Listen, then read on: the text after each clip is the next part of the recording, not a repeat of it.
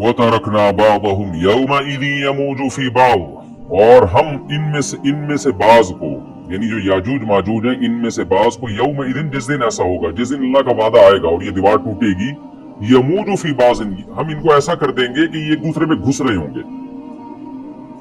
ये मजमून अहादीस में आया है। देखें, कुरान में और अहादीस सहीहा में जो याजूज माजूज और इस दीवार का हमें मिलता है ना, मैं सिर्फ उसको आपके सामने बयान करूंगा। बाकी इस बारे में डिटेल में आप जाएंगे तो बहुत कुछ आपको इंटरनेट पे भी मिल जाएगा, मुफस्सिरीन की किताबों में भी मिल जाएगा, और लोगों की अपनी अपनी तहकीकात हैं, अपने अपने तबसरे हैं। ना मैं उन तबसरों को सही कह रहा हूँ ना गलत कह रहा हूँ, किताबें भरी हुई हैं, वो आप जाएं पढ़ें उसको।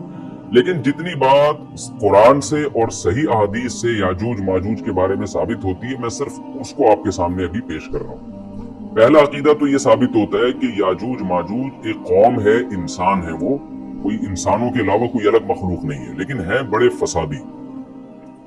दूसरी बात, ये बहुत कदीम है। ज़ुल्करनैन जब गए तो उससे पहले की ये कौम है और जमीन में पहले से फसाद मचा रही है, लेकिन बहुत ज्यादा उनकी कसरत नहीं थी जितनी कसरत कुर्ब क़यामत में होगी, क्योंकि नस्ल उनकी बहुत तेजी के साथ बढ़ रही है। तीसरी बात यह है कि अल्लाह ने उनको दुनिया के किसी हिस्से में रख के छुपा दिया है। छुपाया इसलिए है कि उनके जाहिर होने का एक टाइम है, और वो है हजरत ईसा अलैहिस्सलाम का दौर। हजरत ईसा इब्न मरियम के दौर में याजूज माजूज जाहिर होंगे। तो इसी को आप चौथा पॉइंट भी कह सकते हैं। तीसरा पॉइंट क्या हो गया कि उनको छुपा दिया गया है। लिहाजा ये जो लोग कहते हैं ना याजूज माजूज दरियाफ्त हो गए, फला जगह है, फला जगह है, तो भाई हमें जब एक चीज छुपा दी गई है और एक टाइम बता दिया गया है कि उस टाइम पे जाहिर होंगे, तो उससे पहले वो दरियाफ्त हो ही नहीं सकते। पहले दरियाफ्त हो गए तो इसका मतलब नबी सल्लल्लाहु अलैहि वसल्लम की गोया पेशगोई गलत हो गई। तो जो जिसका टाइम है उसी टाइम पे वो जाहिर होंगे। चौथी बात मैंने जैसे बताई कि हजरत ईसा अलैहिस्सलाम के दौर में वो जाहिर होंगे। पांचवी बात, सही हदीस से ये बात साबित है कि याजूज माजूज वो जो दीवार बनी थी उसको चाटते रहते हैं, खत्म करते हैं। अब चाटना का जो लफ्ज हदीस में है उससे मुराद जबान से चाटना भी हो सकता है, और ये किनाया भी हो सकता है कि उसको खत्म करने की कोशिश में लगे हुए हैं। और ऐसे चाटना, जब हम कोई चीज चाटते हैं ना, तो बहुत थोड़ी थोड़ी वो खत्म होती है। तो इतनी मोटी, इतनी बड़ी दीवार है कि वो उन्होंने अपनी स्ट्रगल और अपनी मेहनत नहीं छोड़ी है, तो वो दीवार को किसी न किसी तरीके से घिसाई में उसके लगी रहते हैं। तो जबान से भी चाटना हो सकता है और किसी और तरीके से उसको खत्म करने की कोशिश भी मुराद हो सकती है। और हदीस में आता है कि एक दिन आएगा, वो जब खत्म होने वाली होती है ना, तो वो कहते हैं कि हम कल इसको दोबारा शुरू करेंगे और कल हम इसको खत्म कर देंगे। लेकिन वो अल्लाह ताला अपनी कुदरत से दोबारा उस दीवार को उतना ही मोटा कर देते हैं जितना ज़ुल्करनैन ने किया था। तो कुर्ब क़यामत में जब हज़रत ईसा अलैहिस्सलाम का ज़ुहूर होगा, तो वो ये कहेंगे हम इंशाअल्लाह इसको कल खत्म करेंगे। तो इंशाअल्लाह का लफ्ज जब इस्तेमाल करेंगे, क्योंकि वो कौम है काफिर, वो अल्लाह पे एतमाद करना, अल्लाह पे तवक्कुल करना ये चीज नहीं है। जैसे काफिर तो नहीं कहेगा ना अल्लाह ने चाहा तो वो अल्लाह पे यकीन नहीं रखते। तो वो जब अल्लाह का नाम लेंगे और कहेंगे कि अल्लाह ने चाहा तो हम इसको कल खत्म कर देंगे, तो फिर इस नाम की वजह से वो दीवार खत्म हो जाएगी। इसकी मिसाल ऐसे जैसे हदीस में आता है, पिछली कौमों में एक नौजवान था जो जादूगर के पास भी जाता था और राहिब के पास भी जाता था, जिसका सूरह बुरूज में तस्करा है, वस्समाइ ज़ातिल बुरूज में। तो जब वो नौजवान पकड़ा गया, वो मुसलमान हो गया था, बादशाह ने उसको भेजा था जादूगर के पास कि जादू सीखे, लेकिन वो राहिब के पास जाता, ईसाइयत सीखी उसने और नेक मुसलमान बन गया। तो बादशाह ने उसको कत्ल करने की हत्तल इम्कान कोशिश की, मगर वो कत्ल नहीं हो पा रहा था। बादशाह उसने उसको पहाड़ पे भेजा अपने सिपाहियों को लेके कि पहाड़ से ले जाके इसको गिरा दो, लेकिन अल्लाह ने मदद की कि वो सिपाही गिर गया, ये बच गया। बादशाह ने हुक्म दिया इसको समंदर में ले जाके गर्क कर दो, वो सारे सिपाही गर्क हो गए, ये बच गया। तो किसी भी तरह से इसकी कत्ल की कोशिशें कामयाब नहीं हो रही थी। तो इसने बादशाह से कहा कि तू अगर मुझे कत्ल करना चाहता है ना, तो चौक पे खड़ा करके तीर मुझे मार और कहे कि बिस्मिल्लाही व रब्बी हादल गुलाम, इस नौजवान के रब के नाम से मैं इसको कत्ल करता हूँ। तो अल्लाह का नाम लेके मुझे मारेगा तो मैं कत्ल हो जाऊंगा। नौजवान ये कुर्बानी इसलिए दे रहा था कि बादशाह जब पूरी पब्लिक के सामने अल्लाह का नाम लेगा तो लोगों को यकीन आ जाएगा कि भाई अल्लाह का नाम लेने से तो काम हो गया, और अल्लाह का नाम लिए बगैर काम नहीं हो रहा था। तो जो बादशाह अल्लाह को मानता नहीं था, आज उसको भी अल्लाह का नाम लेना पड़ा है। तो नौजवान ने ये कुर्बानी इसलिए दी कि बादशाह जब अल्लाह का नाम लेगा, लोगों को अल्लाह की जात पे यकीन आएगा और लोग मुसलमान हो जाएंगे, ईसाइयत को कबूल कर लेंगे। तो उस नौजवान ने ये कुर्बानी दी और बादशाह ने अल्लाह का नाम लेके जब तीर मारा तो वो नौजवान शहीद हो गया। और लेकिन पूरा मुल्क मुसलमान हो गया, ईसाइयत कबूल कर ली, और सूरह बुरूज में फिर अल्लाह ने उनका तबसरा किया, उनका वाकया बयान किया उनके बारे में कि कैसे बादशाह ने खंदक़ें खोद के पूरी कौम को जो है वो जो दीन से पीछे नहीं हटे उनको किस तरह से आग में फेंक दिया उन सबको। तो इससे पता चलता है कि काफिर भी बाज दफा जब अल्लाह का नाम लेता है ना तो उसको दुनियावी फायदा हो जाता है। तो याजूज माजूज भी तंग आकर फिर अल्लाह का नाम लेंगे और कहेंगे अल्लाह ने चाहा तो हम इस दीवार को कल खत्म कर देंगे, और बिल आखिर वो दीवार खत्म हो जाएगी। फिर कुरान के अल्फाज है आगे कि जब ये दीवार खत्म होगी वतरकना बावहुम यौमइज़। अच्छा हाँ, मैं बता रहा था कि हदीस से क्या पॉइंट पता चलता है, तो ये 5 पॉइंट हो गए। छठा पॉइंट ये कि हजरत ईसा ही के दौर में ये किसी वबा के जरिए हलाक हो जाएंगे। हजरत ईसा अलैहिस्सलाम इतने ज्यादा होंगे कि इनसे लड़ना मुमकिन नहीं होगा, जैसे कि कुरान में भी आ रहा है वतरकना बावहुम यौमइज़ यमूजु फी बाज़, हम इनमें से बास को बास के अंदर घुसा देंगे। इतनी कसरत से एक दूसरे में ही, अब आबादी की कसरत बहुत होगी इनकी, घुसे हुए होंगे एक दूसरे में, ये जैसे चींटी और मकोड़े होते हैं, तो इनसे लड़ना मुमकिन नहीं होगा।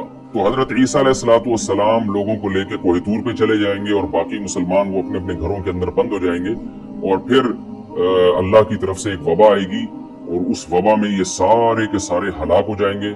और फिर जब हलाक हो जाएंगे तो इतनी ज्यादा इनकी लाशें जमीन पे होंगी, इतनी ज्यादा कि इंसानी आबादी इनकी लाशों से मुताफिन होना और बीमार होना शुरू हो जाएगी, इनकी लाशों से बदबू उठेगी, और जाहिर है इंसान होंगे ये, तो उसकी वजह से जो जमीन का माहौल खराब होगा।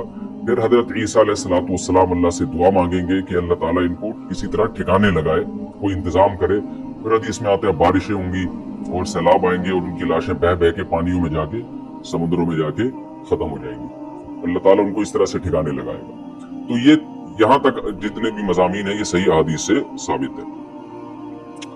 तो कुरान कहता है वतरकना बाज़हुम यौमइज़ यमूजु फी बाज़, हम इनमें से बाज़ को बाज़ में छोड़ देंगे, बहुत कसरत होगी। वनुफिख़ फ़िस्सूर, और फिर सूर फूका जाएगा।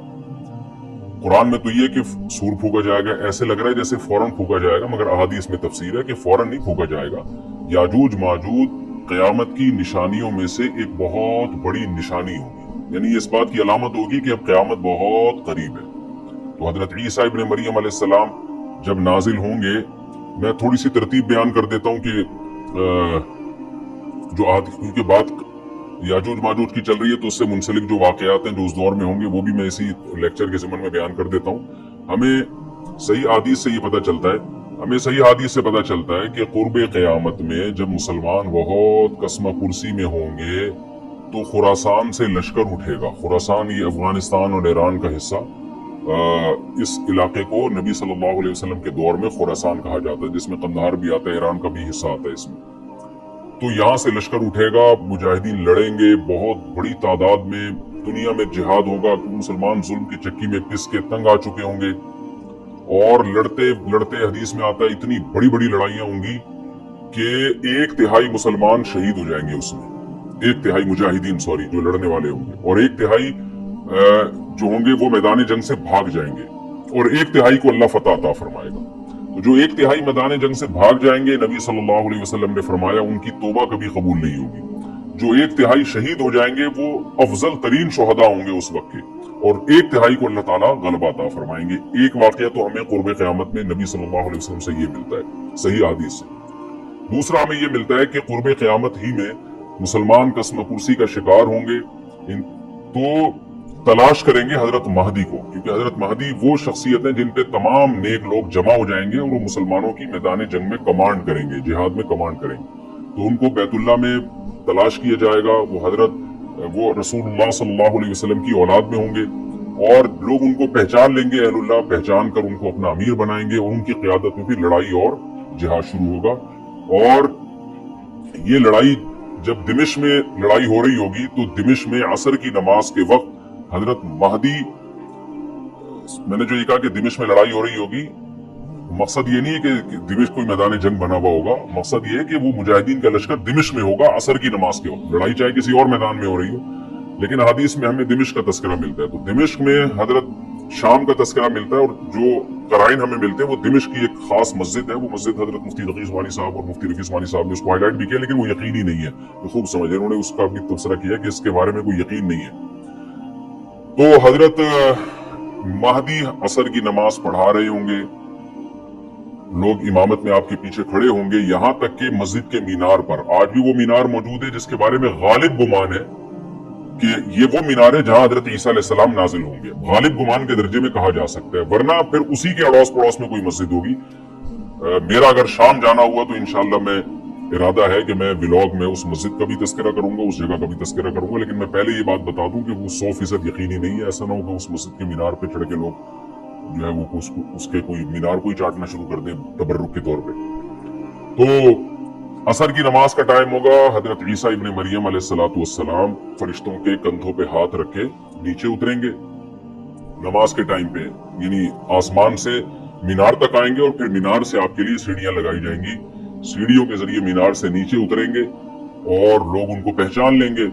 हजरत महदी उनको इमामत के लिए आगे करेंगे कि आप अल्लाह के पैगंबर हैं, आप नमाज पढ़ाइए। हजरत ईसा अलैहिस्सलाम उन्हीं को आगे रखेंगे और इस तरह का मफहूम है हदीस में कि अल्लाह ने इस काम के लिए आपको ही मुंतखब किया। क्या मतलब, ये इमामत इस उम्मत का हक है।